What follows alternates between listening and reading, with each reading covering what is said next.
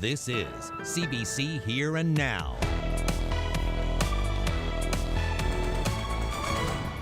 They've been marking this day for a month. And tonight, the Technoplex is transformed. The Beothuk were once a thriving, beautiful nation that were right here on our territory. It started with a sunrise ceremony in St. John's and shed a spotlight on an overlooked survivor. Indigenous people and their allies unite for a day of celebration. It was planned and deliberate, and I guess now we'll just have to see what the jury has to say about it. From cold case to murder mystery, a young couple missing from their home. 25 years on, questions still remain about what happened to Dale Worthman and Kimberly Lockyer. He took the tape and he placed it over my mouth. And then he said, "That's what you get for speaking out about the boys." Were you scared? I was petrified. It's the picture that prompted a global outcry. The Newfoundland woman, bound and gagged by her Scottish co-workers, breaks her silence. Good evening, I'm Anthony Germain. And I'm Debbie Cooper. And we start tonight with this week's explosion in Mount Pearl. One employee of Trimac National Tank Services remains in hospital after Tuesday's violent blast. The company's head office released a statement today saying that employee should soon be released. And now there is security video on social media that shows just how powerful the explosion was. The roof explodes upwards, sending metal and steel debris flying into the sky and towards adjoining businesses. It's believed the blast happened as employees were working on some fuel tanks. Now, the office in Mount Pearl hung up on us when we tried to get some information, but today the company's head office in Calgary did send us a written statement with some information. The company says its immediate focus is to ensure that employees are safe and that they're receiving the care that they need. Trimac notes that there were no serious injuries, but due to the damage to the building, all operations at the site have been halted until further notice. Trimac says it is continuing to cooperate with authorities who are investigating the blast. Celebrating the official start of summer and Indigenous culture across the country. National Indigenous Peoples Day kicked off with a sunrise ceremony at Bannerman Park today. Making that the first sunrise ceremony in Canada. Dozens gathered around a monument which marks the death of Shauna Dithit, believed to be the last of the Beothuk people. I never heard of India, still you called me an Indian. Men of your tribe with fire sticks erased me from this land. I won't hold you in reproach for those who didn't understand.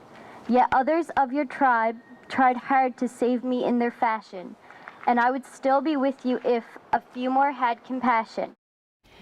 And celebrations continue across the province on this National Indigenous Peoples Day. And here now's Megan McCabe is at the Technoplex in St. John's for their final event of the day. So Megan, what's happening now? The St. John's Native Friendship Center is wrapping up a full week of events, and there has been a real party-like atmosphere here with kids dancing, drummers, and there's a group just getting ready, some throat singers there now. There's activities for kids.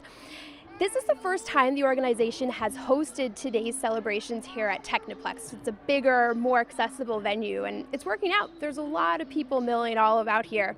As the federal government puts it, it's a day announced over 20 years ago to recognize and appreciate the unique heritage and legacy of the country's Indigenous people.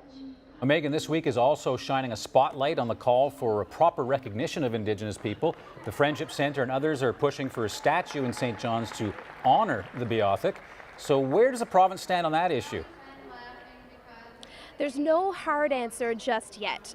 Artist Jerry Squires created a statue of Shauna Dithit. That's in Boyd's Cove. But if you look around the capital city, there's lots of monuments to European settlers, Newfoundland and Labrador dogs, Peter Pan, but apart from a couple of plaques, nothing honoring the Beothuk people who were here long before Europeans showed up.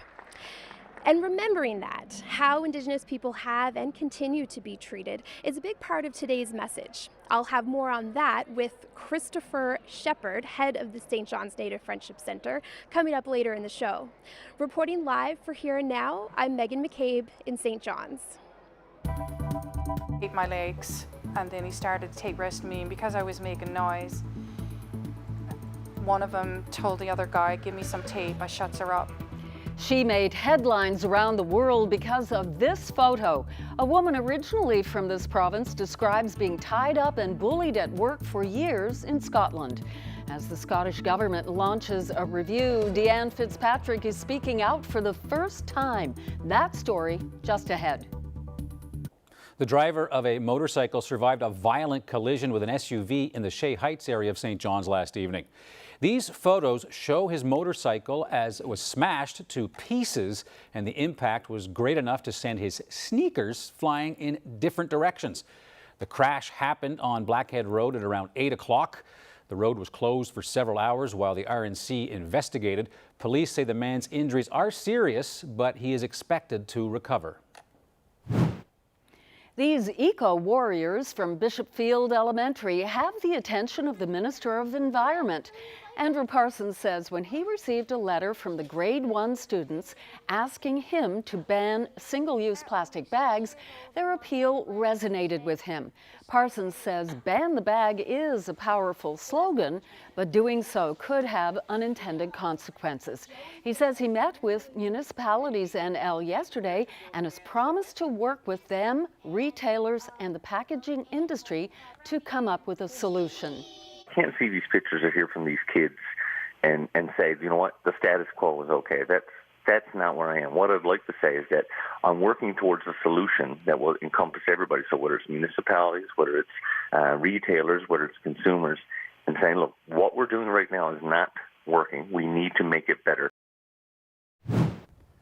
A cannabis production facility set to be built here got the green light under the province's environmental assessment rules.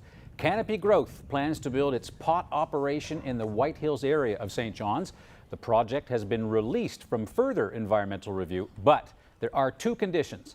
The company must submit a women's employment plan as well as a waste management plan. The $55 million facility is scheduled to be completed by the fall of 2019. And Colette is joining us now. It was a first day of summer. Sure did not disappoint. It was nice. It was nice out there. It was so nice that I decided I needed to get outside of the building a little bit, and go talk to some folks and just see how they felt about this wonderful first day of summer. It's such a special day. We wanted to come down to Bowering Park and talk to folks and see how they feel. And so great too, special that we don't need one of these. Okay. Maybe because of all the sunshine and that high UV index.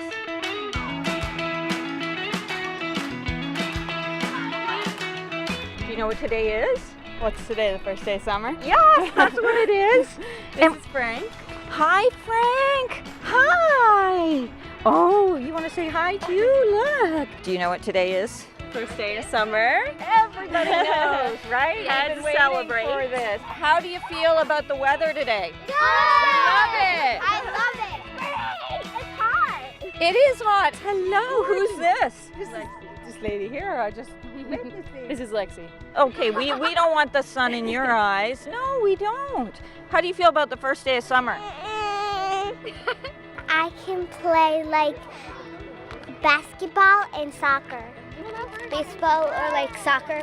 It's a very beautiful day, and my family are from Iran here, and we try to get together and hang out. That's it. Should be okay. We try to get a lot of pictures. So we are in Boring Park, yeah? The Boring Park is a very beautiful place to see.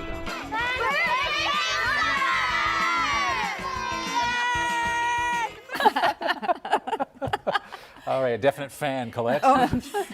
Those kids wanted to follow us around the whole park. It was that kind of a day, and they're also letting me know only 3 days till they're out of school. They were saying they, in their case, only have a few days left. But one thing I want to mention: those folks I was taking the pictures with, when I offered, because they were all trying, to get in there and get their shot taken, and they said, just make sure you get these yellow flowers. Really? They were dandelions. But I said, we all want to get rid of our dandelions, but you want to keep them, you can have them. We'll get those in the shot. They're good for the bees, apparently. Okay, and we need things that are good for the bees. All right, something else that's good for the bees, the birds and the bees, and all of us out there are some nice temperatures, and certainly that's what we were enjoying here through the Avalon. The highs today, high temperature, 22 degrees unofficially. Bonavista Vista, 19 degrees there as well, and Gander and Badger, and 20 for Deer Lake. So just some incredible temperatures. We do have a cold front, yes, a cold front that is moving across the island. And as that is coming through, we've been seeing out ahead of it these strong wind gusts. So that was the one thing. That umbrella I had almost blew away on me there.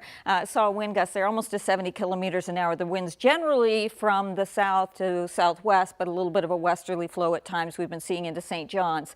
Few little lightning strikes as that cold front is coming across. You can't see a lot of moisture. It's actually been kind of drying out a little bit, but it is headed our way here in the east. So when I come back, I'm going to kind of explain just what we're going to see in terms of wet conditions out of this cold front. Debbie? Thanks very much, Colette. Well, a woman from Belle Island is speaking out about her claims of being bound and gagged by co-workers at her workplace in Scotland. Deanne Fitzpatrick says she was targeted because she blew the whistle on a toxic workplace. Her claims are at the center of a review by the Scottish government. Now, for the first time, Fitzpatrick is telling her story in her own words. Here's the story from BBC reporter Mark Daly in Scotland. It was the picture that provoked a global outcry. Canadian-born Deanne Fitzpatrick restrained to a chair and gagged by two of her male civil servant colleagues. She says it happened after she tried to blow the whistle on bullying and misogyny in the Scrabster office of Marine Scotland, a Scottish government department. The day after the BBC broke the story, the First Minister announced an urgent review. I am absolutely horrified at the photograph that has been in the media. Now as she awaits the outcome of that investigation and an employment tribunal, Deanne Fitzpatrick is speaking out about what she says she endured. Comments would be made to me where I would be called a retard. I was told that all women are whores. And what happened in 2010 with the restraint? What was it that took place? Two fellow officers that I worked with discovered that I was the whistleblower, and one of them had a roll of tape in his hands and he was flicking it about in his hands, and the other gentleman came to my left side slightly back, and that's when he kind of bear hugged me while I was in the chair. And the other gentleman then, because I was kicking and I did curse and tell them to leave me alone, and they taped my legs, and then he started to tape rest me, and because I was making noise, one of them told the other guy, give me some tape. I shuts her up. He took the tape and he placed it over my mouth, and then he said, that's what you get for speaking out about the boys. Were you scared? I was petrified. I was petrified because I didn't know what they were going to do to me. But at one point I became numb to the point that I just froze. I couldn't make a noise, I couldn't move, I just froze. Deanne complained, but was told by her manager it was just boys being boys. She went back to work, but again things came to a head when she was threatened by HR with disciplinary action for going to her dying father's bedside in Canada. It really showed me what they thought of me. How low can a person go when somebody is feeling so down, who's rushed home to see her father for the very last time, to say goodbye? It kind of finished me. Their actions morally and mentally destroyed me. She says it led her to the brink of suicide. I made up my mind that they've pushed me too far. I couldn't take it anymore. You were going to end your life? Yes. Because they couldn't hurt me anymore then. There was nothing left to do. A Scottish Government spokesman said, harassment or abuse of any form will not be tolerated in the Scottish Government. This complaint is being taken seriously and is being fully investigated. The First Minister has asked the Permanent Secretary to conduct a full review to ensure that there is a positive working culture in Marine Scotland. What do you want to happen out of this? I want my job back.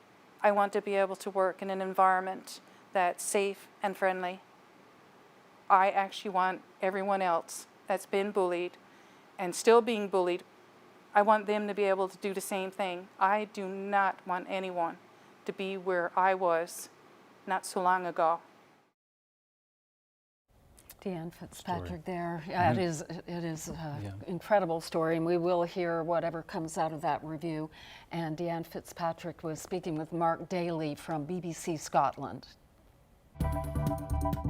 Why don't we do a little bit of throat singing?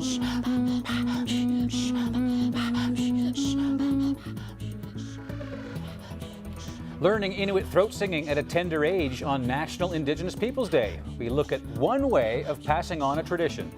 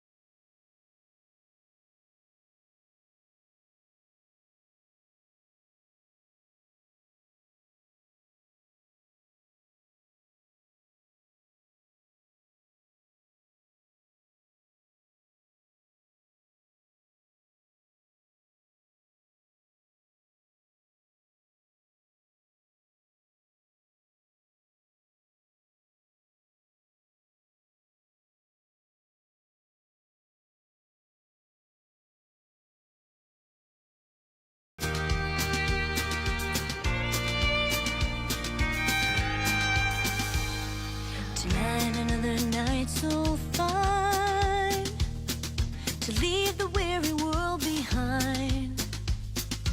I'll be yours and you be mine. We're on our way home. Let the wheels go round to another town. Oh, let the songs carry us on and on.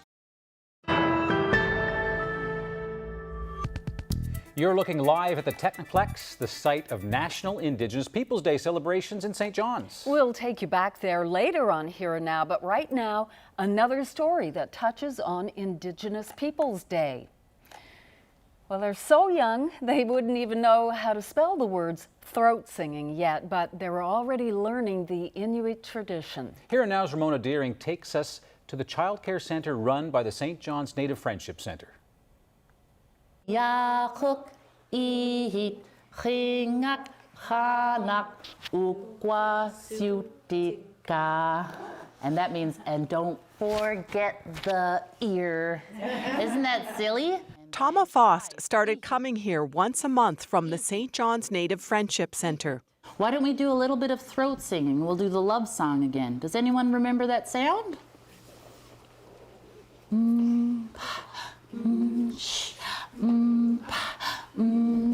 I started throat singing about 12 years ago, and I just think that it's very important for children to have a broader understanding and respect for diverse cultures, not just Indigenous, but many cultures.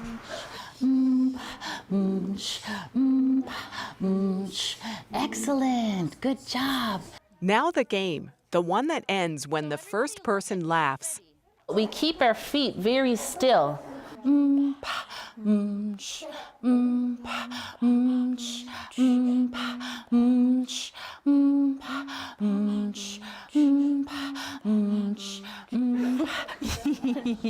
That was really good. Great job, friends.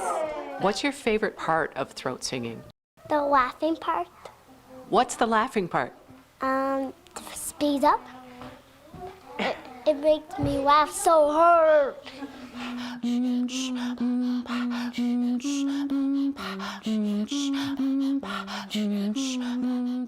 I learned to throat sing after my son was born. I felt a sense of urgency to be able to pass on Inuit culture and traditions to him.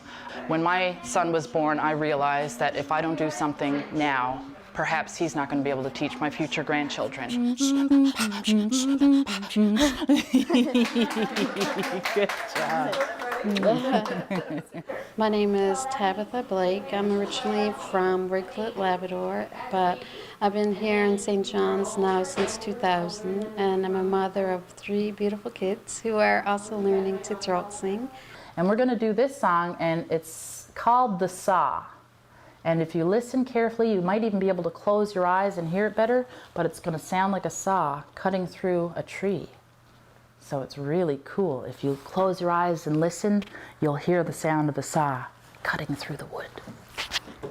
So the song tells a story, and that's the story.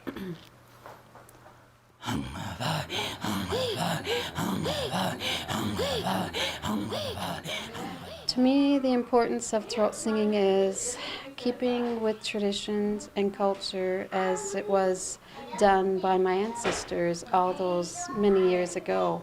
And I'm happy to see that it's coming back and growing.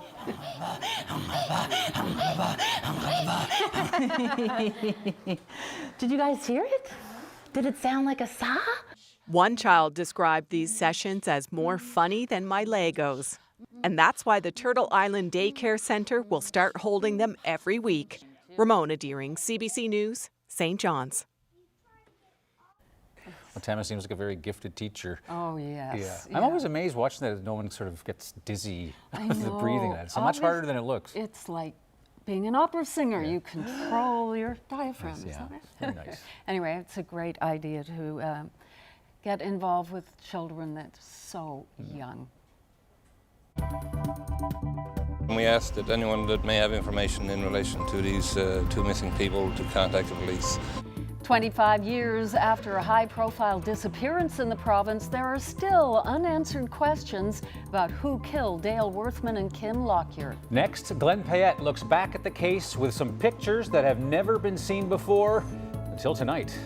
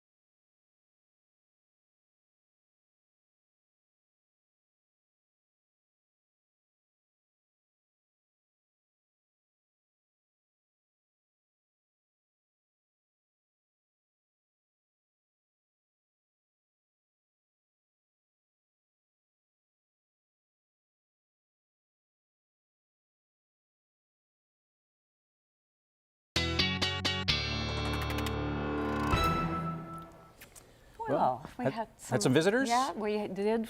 We met these young people. Just have a look. We're from Cabot Academy, Western Bay, and you're watching Here Now. Yes, indeed. We did have a lot of young visitors here. They are from Cabot Academy in Western Bay, as they said, K to 6. They were in the capital city for nearly the end of the school year. They had a ball, but they came to visit us too. Lots and lots of them. They were especially taken with the Here and Now studio, as visitors often are, as well as behind the scenes in our control room. They managed to visit all various different parts. They got to meet our switcher and director, the Wizard of Oz from Labrador, who makes Here and Now happen, Rod Dobbin. And of course, they're there doing their thing. And Colette, of course. Colette being the star, because the kids go ape over the green screen. Yeah. Oh yeah, and I was dancing with them too there, of course. I just didn't want that part on camera, right? It always makes you feel so popular with kids and adults, because that green screen, you're right. It's a big draw. Oh yeah, that's where everybody wants to go. That's why you're in this business, isn't it? oh, just for that, yeah. And also just being able to hold up, the green capes, and yeah, it's really fun. They get to see themselves disappear, so it's all very cool. Yeah, we're hoping not to see this lovely weather disappear on us, though. I'm with you on that. On our first day of summer, we can have a look at what we're seeing in terms of the temperatures out there right now. Okay, I know for you folks, some of you on the Northern Peninsula, maybe it didn't seem quite as lovely when you've got a current temperature sitting there only in the single digit, 7 degrees. It was a little cooler along the Northern Peninsula. The winds also certainly breezy over towards the east. We know we were dealing with that, with those winds mostly coming from the south, but there was a bit of a westerly component into St. John's as well. Some of the other temperatures that we have out there right now, Badger at 19, and over towards the west seeing still double digits, but only 11 degrees for you through there. And the current sustained winds, so we know we've had the gusty winds out there. At the top of the show, I was showing you one of the wind gusts over 65 kilometers an hour for St. John's today, but these are just the sustained winds even, so they're significant in the east, not so much though elsewhere. We're going to start to see things changing over though a little bit as we're heading. This is now the forecast, not the actual current conditions, because I just want to show you as we go into the evening hours, we're going to see those let off a little bit. So those winds easing, the gusts won't be as strong. These are the gusts. I do want to mention though, for those of you Labrador City, even towards Happy Valley, Goose Bay, the winds will actually be picking up a little bit into tomorrow, and we do have some rain on the way. And speaking of some rain showers, we've got some of those rain showers as well that are trying to pass across the island because of this cold front. It's out ahead of it where we've had these very gusty winds. You can see where that front is. Still some instability back behind it. In fact, with some of that daytime heating behind this front, as this continues to move east, it's breaking up, by the way. That instability means that we've got a few thunderstorms out there too. So have a look through Badger, a little bit of lightning, some lightning strikes there, headed over towards Bishop's Falls. You may even get a little lightning over towards Gander in the next couple of hours as those roll through, but they're also going to start to evaporate a little bit as well as we're losing some of that daytime heating. So they're going to start to fall apart a bit. These showers are going to move over towards the Avalon Peninsula. If, say, you're a shift worker, you're out in the middle of the night, then you might encounter some of the wet conditions. But for most of us, what we're going to find is that this moves through the overnight hours, and then what happens is that tomorrow we'll see kind of a breaking up of that cloud cover, a little bit of morning fog, but for the most part, not going to be a bad day at all. Just not quite as warm as today. We'll start off around 9 degrees, a bit of that fog. As I say, we'll get rid of that. I do want to point out, though, 7 degrees for Labrador City, mostly cloudy. That's just to start the day, because what's actually happening is the rain will be moving in. So the early morning hours a little bit drier, then those rain showers moving in, pushing over towards Happy Valley, Goose Bay. Still a little bit of instability around. I think we'll mostly stay dry, though, for us here into St. John's, but the high 16, that's a far cry from the 22, but it was the first day of summer, so kind of a nice little treat there. A look back towards parts of Labrador, and we are going to see 15 for Happy Valley, Goose Bay, and Labrador City. With those rain showers, it does mean a high of 13 degrees. Debbie? Thanks, Colette. Well, this summer marks the anniversary of a high-profile disappearance and murder. It'll be 25 years in August that a young couple disappeared from their home in Portugal Cove, St. Phillips. What happened to Dale Worthman and Kimberly Lockyer remained a cold case for 13 years until Joey Oliver came forward and told the police where they would find the bodies, and he would later confess to his role in the killings. You'll hear that confession tonight, and you will see pictures that have never been shown before. Some viewers might find them disturbing. Glenn Payette has the story.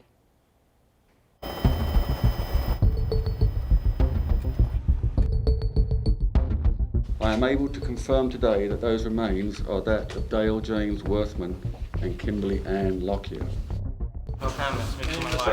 John, I'm going to tell you now, you're going to be charged today with the second-degree murders of Dale Worthman and Kim Lockyer.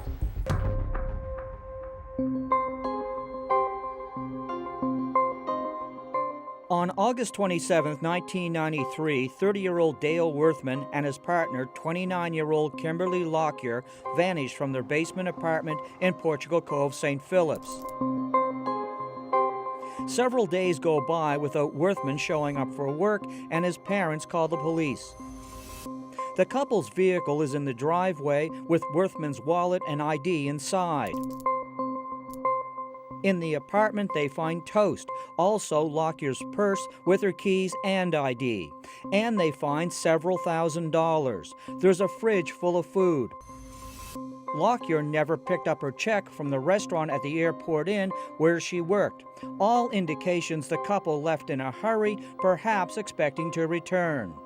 The RNC called taxi companies, airlines, interviewed neighbors, and were stumped.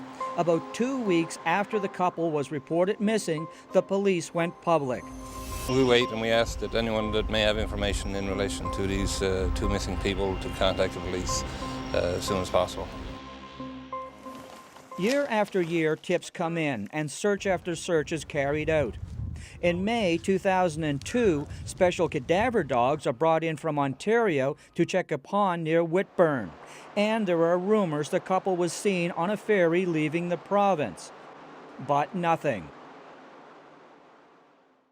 13 years roll by, and finally the police get a break in the case, and it's more than an idle tip. In July of 2006, Joey Oliver, a friend of Dale Worthman's, tells the police where to find the bodies. Here, in a bit of a clearing at the end of a very rough dirt road off of Thurburn Road, not far from where the couple lived in Portugal Cove, St. Phillips. On July 13, 2006, Operation Recovery begins. The exact location of the bodies has to be determined. A backhoe is used to strip away soil and debris. 3 days later, on July 16th, a woman's shoe and some leg and foot bones are exposed. A tent is erected to cover and protect the bodies, which lie in a single grave.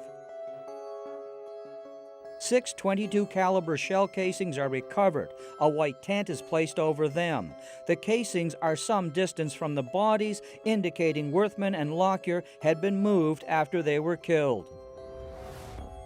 A report on the excavation of their bodies says the grave was not a natural depression in the woods, but a pit which was purposely dug into the natural soils. And it continues, from our experience in excavating the scene, tools such as a shovel or mattock had to have been brought in to dig even this small grave. Digging with what would have been at hand, branches or a sharp stone, would have been too difficult, if not impossible.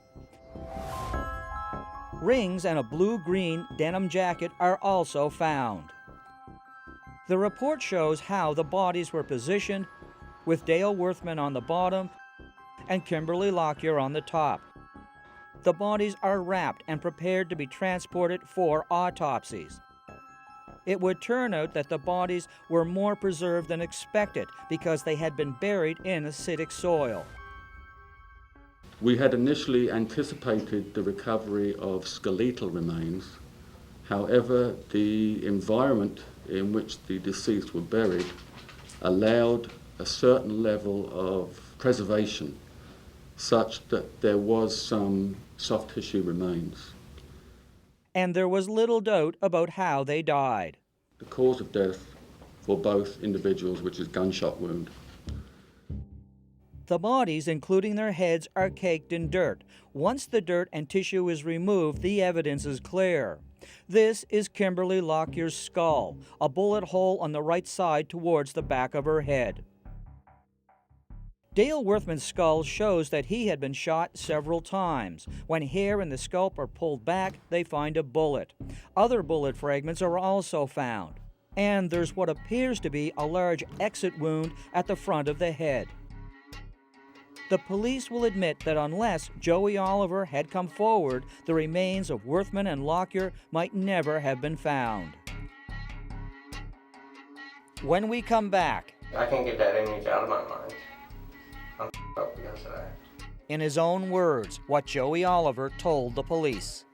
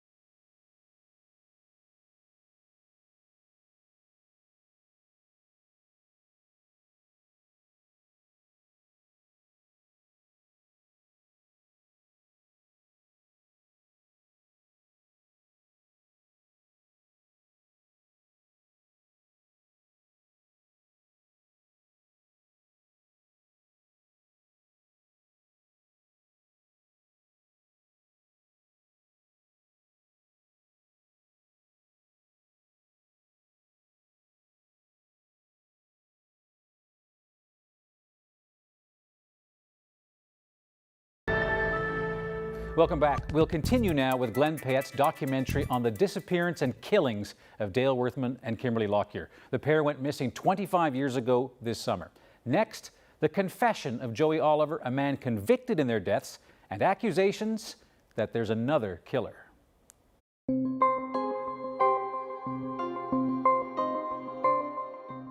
As mentioned, in 2006, Joey Oliver told the police where the remains would be found. Then, in January of 2007, he tells them his version of events on how things went down. Oliver said that the day before the shootings, he and another man, Shannon Murin, came here to where the bodies would be found, and that Murin told him to bring Worthman here the next day. So I'm assuming he wanted to give him a few bangs at this point in time. I wasn't expecting him to, because when I got out of the Blazer and he went to the front, when Murin came out of the woods, he shot him right off of the bat. And I can't get that image out of my mind. I'm f***ed up because of that image. And then he pointed a gun towards me, and I said to him, I said, what the f***? He said, look, just get the f*** out of here, and he said, and go up and wait for me halfway up. Oliver tells the police that he didn't expect Lockyer to come along when he picked up Worthman. Why did you take her with you? What's he gonna do? Tell her to stay? It wasn't my thing. He's the one that was. He's your girlfriend. Okay, so how did she come to go with you? Tell me that. He said, "Where are you gonna come in?" You know what do you want me to do? What am I supposed to do? Oliver says he saw Worthman get shot, but not Lockyer. What did you do with it? He told me he shot her in the head 4 times. Oliver tells the police that it's his conscience that made him come forward. You find this difficult, aren't you? Yeah. Yeah. Pretty tough. Yeah. 2 people had their lives taken away from them. Yeah, I found it difficult for the last 13 years. Did you know? I'm surprised I'm not in Waterford. Did you know they were going to be killed that night? No, I didn't. Okay. More than 3 hours into the interview, they put the big question to Oliver. Did you pull the trigger that night in there? No. Despite his denials, after another 2 hours go by, they drop the bomb on Oliver. As a result of the information you provided me today and the change in the information you were able to give us today, you got my situation put a lot more risk. Joe, and my family. Joe, I'm going to tell you now, you're going to be charged today with the second-degree murders of Dale Worthman and Kim Lockyer. Okay. Okay? The interrogation took place on a Friday. Joey Oliver was brought into court on Saturday and formally charged. Shannon Murin reacted quickly, saying the police considered him a suspect. They asked me if I had anything to do with it, and I said no. Murin says his past made him an easy target for Oliver. Murin had been arrested and tried in British Columbia for the 1994 murder of 8-year-old Mindy Tran. He would be acquitted, but would live under that cloud. Murin says that months before Oliver got arrested, Oliver called him and left this message. And you killed both of them cold-hearted. You're just one cold-hearted bastard. You're the one that's done that, not me. Oliver may not have been surprised he got arrested, but the murder charge came as a shock. As I've indicated a second ago, he's surprised by the charge and has a number of questions about that. He's under considerable stress. You saw the strain on his face today as he walked into court and when he left court. And Oliver had another surprise coming. After months and months of a preliminary hearing, Judge Greg Brown upped the charges from second-degree murder to first-degree murder. That was a relief for Dale Worthman's mother. I'm just so happy that he ruled for first-degree murder. I think that that's what it was planned and deliberate. And I guess now we'll just have to see what the jury has to say about it. But Burl Worthman would be disappointed. There would be no jury, there would be no trial. The Crown and defense reached a deal saying the case might not have been solved if Oliver hadn't have come forward. The charge was downgraded to manslaughter. On May 28, 2009, Justice Carl Thompson accepted a joint submission on sentencing of 15 years in prison minus 4 years for time served. I would have expected more, but I guess I have to accept the facts that I can't change anything. Joey Oliver told the police he had given Murin some guns and ammunition. He said he couldn't remember when, if it was weeks or months before the shootings. The drive into where the bodies were found is 2.1 kilometers over very rough terrain. Oliver says Murin told him he was going to give Worthman a few bangs. It's a bit of a stretch to believe that Murin, if he was involved, would get Oliver to bring Worthman this far into the bush just to give him a beating. In his questioning by the police, Joey Oliver said he didn't know why Worthman and Lockyer were killed. Nature has now reclaimed the ground where they were buried. Shannon Murin is 67 and still lives in Newfoundland. He didn't want to do an on-camera interview, but maintains he had nothing to do with the murders. Joey Oliver is 48 and was granted full parole 2 years ago. At last report, he was living in British Columbia. Glenn Payette, CBC News, St. John's. We are live here at Technoplex for National Indigenous Peoples Day celebrations in St. John's, and we'll be back with more just after the break.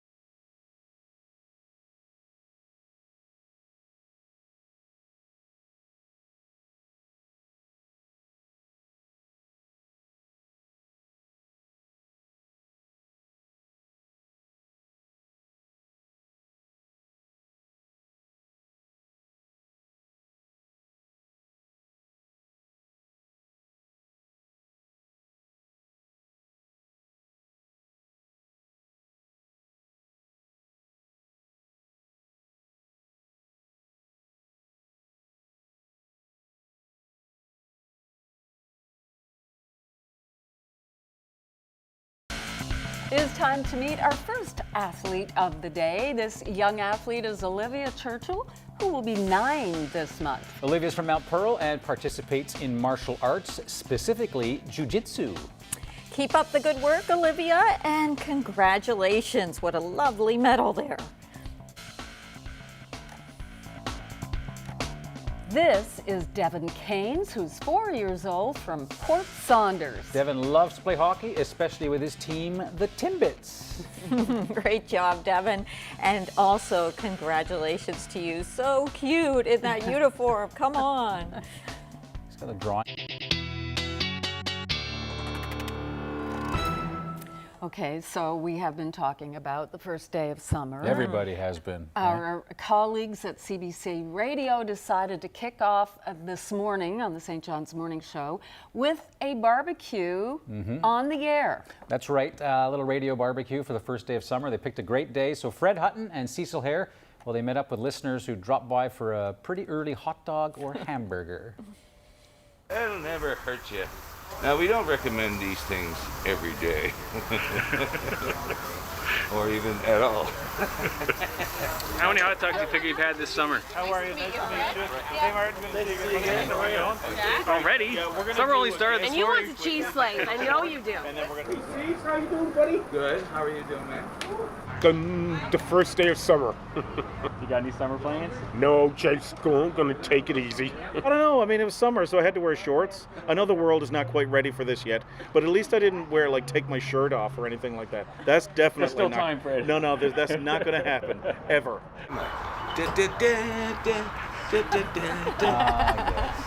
Awesome.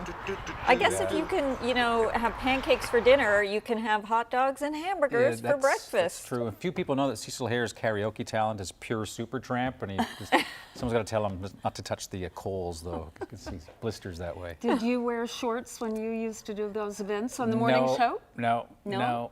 I just wore them on the bike ride on the way in, but I spared any audience, even on radio where they couldn't see or hear my shorts. Anyway, they had a great time this morning. Great time. Yeah, clearly. And shorts kind of weather out there, right? Yeah, quite the day that we've been seeing. And as nice as it's been here, there's been some extreme heat elsewhere across the country. Yeah, if we go ahead and just have a look at some of the temperatures here, this is just showing you the eastern seaboard, basically, and going back towards the prairies. But have a look at the oranges and reds you're seeing there with the temperature contours. Yeah, sure enough, stretching all the way from BC, parts of BC at least, across the prairies and into northwestern Ontario, heat warnings in place. So that's how those folks, if you've got family or friends out there or you're traveling, brought in the first day of summer. But I think we did okay here too, didn't we? Pretty nice day. Current temperature though now sitting at 17 degrees in St. John's, a little warmer there, Gander at 20. And again, that little bit of lightning that I was showing you earlier, could see that moving towards your way, Gander. And certainly we've got some shower activity that's out ahead of this cold front. That's why the winds have been a little bit breezy too. As that cold front rides through, a few showers tonight coming over towards Bonavista, towards the Avalon. We're going to be seeing some of the wet conditions through there too, but really light stuff, and most of it falling through the overnight, setting up for a nice day tomorrow. For the most part, it's just going to be generally a little bit cooler. Looks like it's going to be nice, doesn't it, for you into Labrador? Not necessarily the case, because here comes this next system. It's backed up behind it by high pressure, and that is going to be pushing in some cooler air. Because of that, I'm sorry to tell you, for northern Labrador, I do have some mixed precipitation, and when I say mixed, I do mean there's some snow that's in there as we start to get in towards the longer range here, and we're headed into Saturday morning. Saturday, a gorgeous day just about everywhere else, a beautiful day to the weekend, but the next system that'll be rolling in, coming in Saturday night into Sunday, that brings some wet conditions, especially all along the south coast. We'll see that later on through the day, pushing further to the north. And then the other thing is that as we roll ahead through the next few days, I have to tell you that there's at least the chance, and when I say the next few days, I mean from there. So I'm talking Sunday, Monday, Tuesday, at least a chance of unsettled conditions and some showers in the forecast. So do enjoy Saturday for those of you that are going to see the great weather. For western Labrador, though, that's those wet conditions. It's further north where we get into a little bit of the snow mixing in there. So take heart. A few days after, you're going to see your high go up to 17. Eastern Labrador, and don't worry, we're coming over towards where we're working our way over towards eastern Newfoundland here. We're in eastern Labrador, 15 degrees, 14, sunshine for you into Saturday. The whole weekend there looking good for western Newfoundland. Beautiful day, but as I say, just a little cooler, a little bit breezy. Those winds coming in from the west for you tomorrow into the weekend, looking amazing for central parts of the island. 24 degrees, just a bit of a chance of instability later tomorrow night. I don't think we'll see much. A little morning fog though for St. John, 17 the high for tomorrow. Saturday, 21. Let me just back up. 21, okay, and then into Sunday, that's when we start to see the inclement weather start to move in once again. Anthony, Debbie? All right, 21 in St. John's, that's good. National Indigenous Peoples Day celebrations, they are close to wrapping up for the night. People have been gathering all evening at Technoplex in St. John's for the final event. And here now is Megan McCabe has been there all night and she joins us once again live. Megan? Thank you. It's been really wonderful to be here tonight, enjoying all the singing and dancing. And unfortunately, we're having some bad luck because I think our viewers at home aren't catching the best moments that we are here. All of this is organized by the St. John's Native Friendship Center, led by this man, Christopher Shepherd. Christopher, what does this day mean to you? It means a lot for us to be able to share our unique culture and history with everybody in the city, and to really showcase the beautiful music and dance that exists in this province. And today, I mean, the sunrise ceremony, Lieutenant Governor Judy Foote was there, Premier Dwight Ball has been here today, lots of politicians of all levels, lots of European descent, people of European descent. What's the significance of that? I think it shows that people are really interested in learning and that people really want a better understanding of the communities that we come from and that we're in, and it really provides a great opportunity for people to learn. And do you think that there will ever be a statue honoring the Beothuk people in the capital city? I mean, I would hope that there's not just a statue here, but some all over the province marking significant places and people and events in our history that really celebrate the uniqueness that all of us bring to this province. Yeah. What will that mean when that day comes? I think it'll mean a lot for us, and I mean as a huge act of reconciliation as well, and understanding that we're in this to move together. Perfect. Thank you so much, Christopher. Reporting live for Here and Now, I'm Megan McCabe in St. John's. And here we are. It is that time. Where in Newfoundland or Labrador might this be? And I'll tell you have a good chance of getting it this time. Reason being, it's not just a town or a city that it's off of. It's a region. We're just trying to guess a region here, guys. Okay.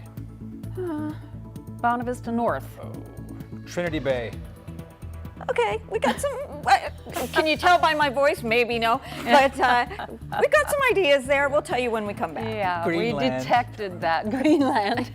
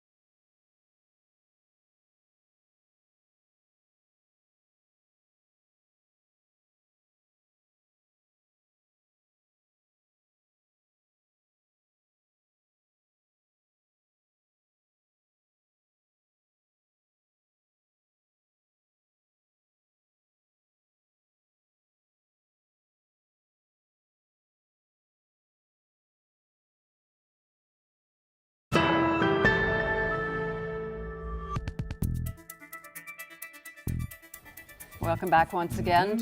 Thanks for joining us. Sorry, yeah. Yeah, she was. I'm still learning my ways around. Fixated on the iceberg. She couldn't move. It was too beautiful to leave. It looks like whipped pudding or gelato or something if you were a giant, right?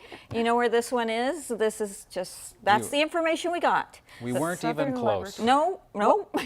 You could tell in my voice, Southern Labrador Coast, but we want to thank Jerry Welsh for this one. And it is another gorgeous shot. We could probably put icebergs up every single day. They are all so unique, just like snowflakes. Yeah, that is a beauty. Picture of the day, we love it. When you send these to us, please do nlphotos@cbc.ca. So that's kind of a cool picture, but most of the stuff you've seen tonight have represented the first day of summer. We had the St. John's Morning Show barbecue. We had you out in Bowring Park. Yes, beautiful. Going to end the show with some shots from another park, Bannerman. Take a look at what the city workers were doing, making it beautiful. Nice shot of summer, and we'll say goodnight as these guys make St. John's even more beautiful. Thanks for being with us, everyone. Have a great night. Good night.